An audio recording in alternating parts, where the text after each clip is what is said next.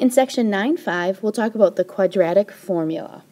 This is the quadratic formula. You also have to have this formula memorized. So when I say this formula, I say the opposite of b plus or minus the square root of b squared minus 4ac all over 2a. So yes, you have to have this formula memorized for the test. Now there's some criteria here. A can't be 0, and b squared minus 4ac has to be greater than or equal to 0.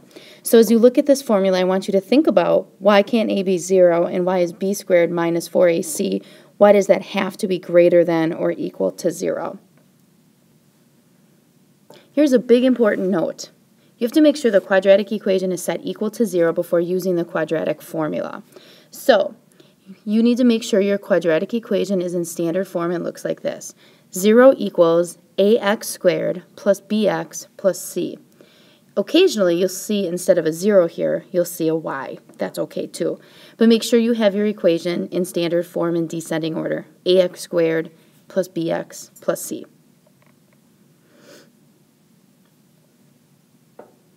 Here I've got my quadratic equation. The first thing I need to do is put it in standard form, which means I need to solve it for 0, or solve it for y or 0. So I have to move this 35 to this side of the equation. So I'm going to subtract 35 from both sides. So I'm subtracting 35, which is my c value, and my quadratic equation will be 6x squared plus 11x minus 35 equals 0. Okay, from here I need to identify my a, b, and c, and I like to write them out because I think that helps me keep everything organized. So a is 6, b is 11, I forgot my x there. So b is 11, and c is negative 35. I'm going to substitute those values into the equation. The opposite of b plus or minus the square root of b squared minus 4ac all over 2a. So the opposite of b, so I have the opposite of 11 plus or minus the square root of b squared, so that's 11 squared, minus 4 times a, which is 6, times c, which is negative 35, all over 2a. So 2 times 6.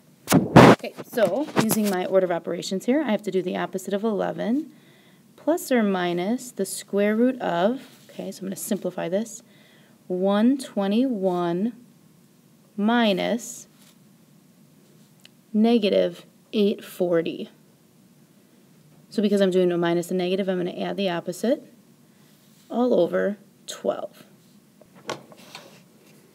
All right, I'm going to continue to simplify this. And let's see here.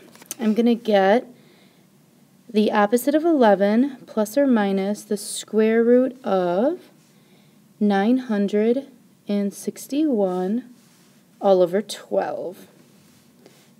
Okay, now I need to find the square root of 961. I'm getting to the end of my blue here, so I need to switch my color. Let's do that. All right.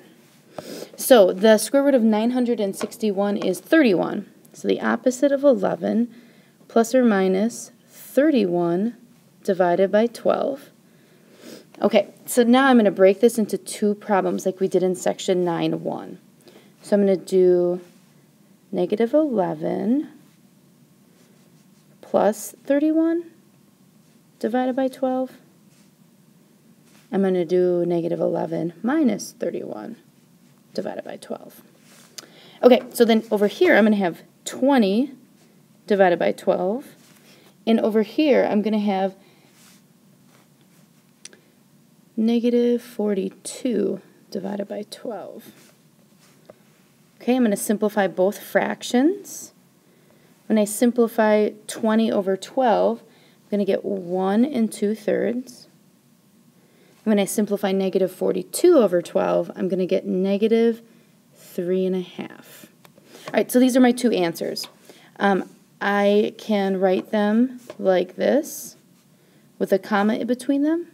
Be sure not to put parentheses around them because they are not an ordered pair. And that's it. Those are my two final answers. So what I did here again, just to review, is I plugged in a, b, and c into our quadratic equation, and I used the order of operations to solve. I do want to point out one thing, though.